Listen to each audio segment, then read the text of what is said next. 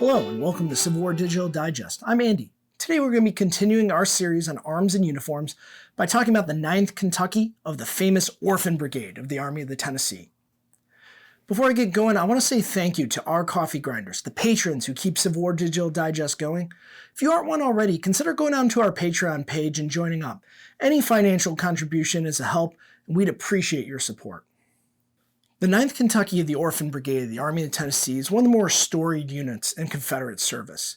They're associated with commanders like John Breckinridge and Simon Buckner, and they put up some hard fights during the war at Stones River, Chickamauga, and they ended the war in a really unique position. And we want to go through their history today and see the changes that they made throughout the war.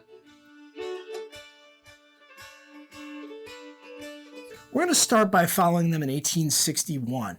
In a little bit, we got to talk about Kentucky in the war, because Kentucky is a border state. Kentucky gives troops to both sides.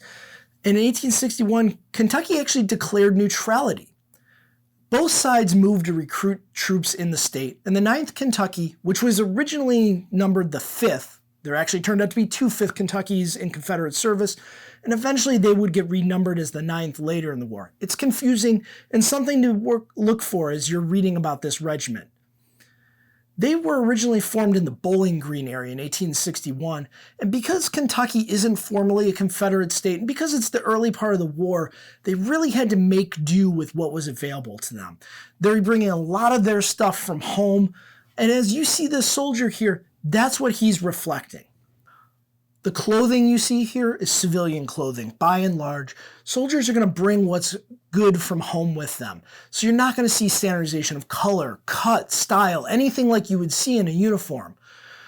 The equipment you see here is things that he's bringing from home. What canteen does he have at home? A haversack, a blanket roll. You're not going to see as much knapsacks or that kind of military accoutrement that you would see later in the war.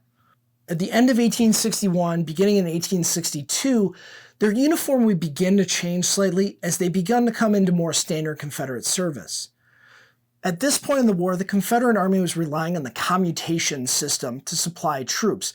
And we've done an episode on that previously. I encourage you to go check it out if you want to learn more. But this is where their status as orphans really begins to hurt the Orphan Brigade.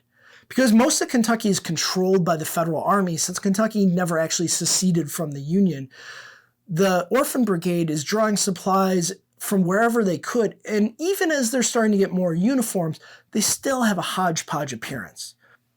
We chose not to depict the 9th Kentucky during this period because there was just no standardization of their uniform, but we did want to take the time to address that as they're beginning to be supplied by the Confederacy, you would have seen untrimmed frock coats, as well as a mix of other styles that was being supplied to the regiment.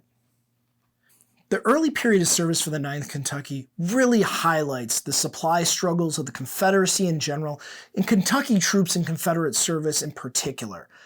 They were supplied with a variety of different uniforms, a variety of different weapons, percussion weapons, shotguns, flintlocks, and that's really what we want to show here, is just the homespun nature of their early service in the Confederacy. As we'll visit the 9th Kentucky next in the latter half of 1862, they're now going to be part of the Confederate supply system, and we're going to see a much more uniform appearance from them going forward.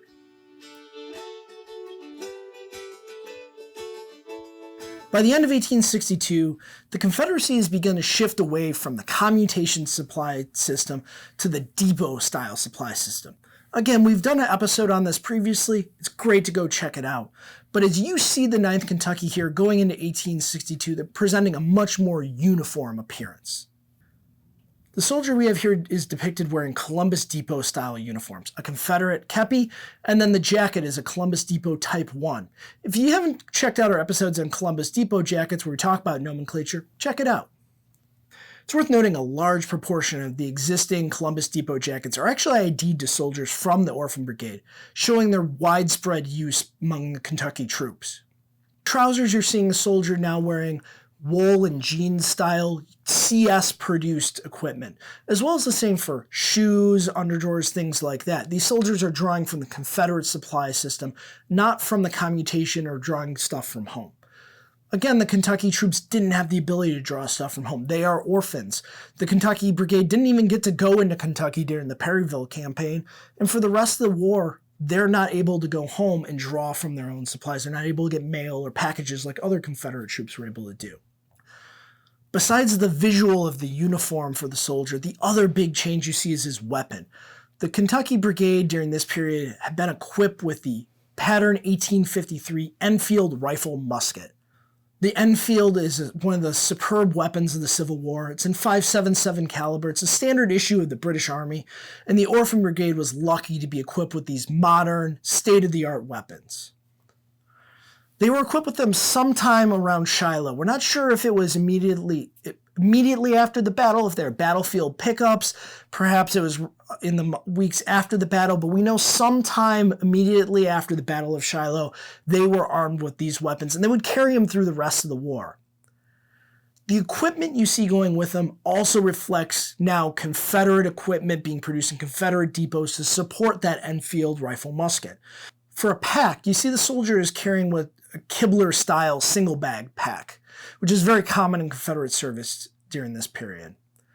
For tentage, soldiers of the Orphan Brigade wouldn't have been carrying a tent since the Confederates never adopted a man-portable system like the shelter half in U.S. service, but they would have had access to either tent flies or common or A-frame style tents as their service dictated.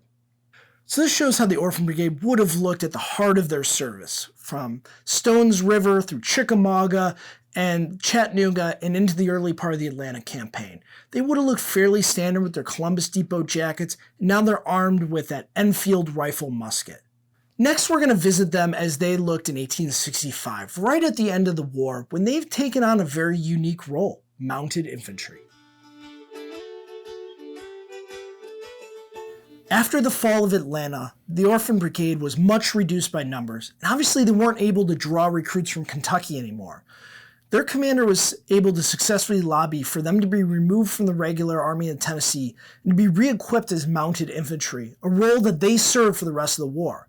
So they served as mounted infantry as they opposed Sherman's march to the sea, and then during the Carolinas campaign to close out the war. And that's how you see this soldier of the Orphan Brigade now. The biggest change, obviously, is he has a horse. The men of the Orphan Brigade took horses from wherever they could. They were mounted on mules, horses, draft horses, and they had a hodgepodge of equipment to support that. Here we showed this soldier with an McClellan saddle, but it's really indicative of he would have had any kind of saddle that was available to him, including homemade saddles. Soldiers of the Orphan Brigade who weren't able to be mounted actually worked to help create saddles for the other soldiers of the brigade, so as horses became available, they were able to be properly mounted and rejoin the brigade. The saddle blanket you see with this saddle is also just a blanket. It's not a particular saddle blanket, it's not an issue blanket, and it's showing by this stage in the war the Confederate supply system is having serious disruptions, and they're making do with what they can. However, you see that the base of the soldier's equipment has largely not changed. He is still carrying that Enfield rifle musket. These soldiers, as they served as mounted infantry, are mounted infantry. They are not cavalry. They're not carrying cavalry-style equipment. They're still carrying infantry accoutrements, infantry weapons. And that reflected how their service as mounted infantry. As mounted infantrymen, they were expected to ride to a battlefield, dismount, and then fight in ranks as normal infantrymen. The horses was simply there to give them mobility off the battlefield. It wasn't there for them to be mounted and fighting from horseback on the battlefield itself. We talked about this role on the battlefield of mounted infantry previously when we talked about the 72nd Indiana of Wilder's Lightning Brigade.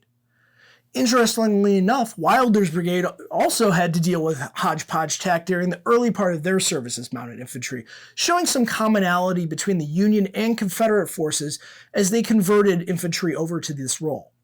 The rest of the uniform equipment of this soldier is still showing issue from Columbus Depot with the jacket, but the equipment is also starting to show later war Confederate service. You're not getting as high quality of leather goods. You're starting to see more replacement by painted canvas, and some other make-do things by Confederate industry.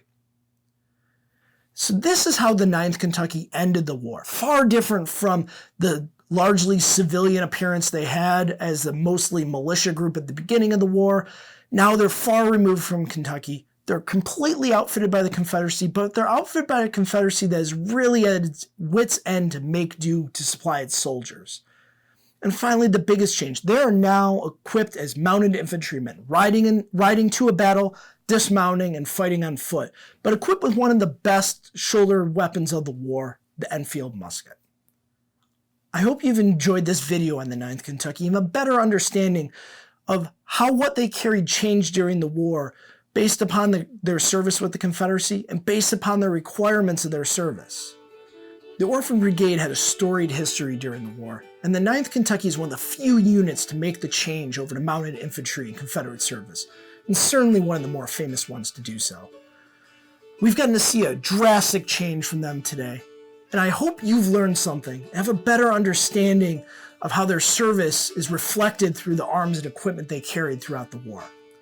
For Civil War Digital Digest, I'm Andy, and we'll catch you next time.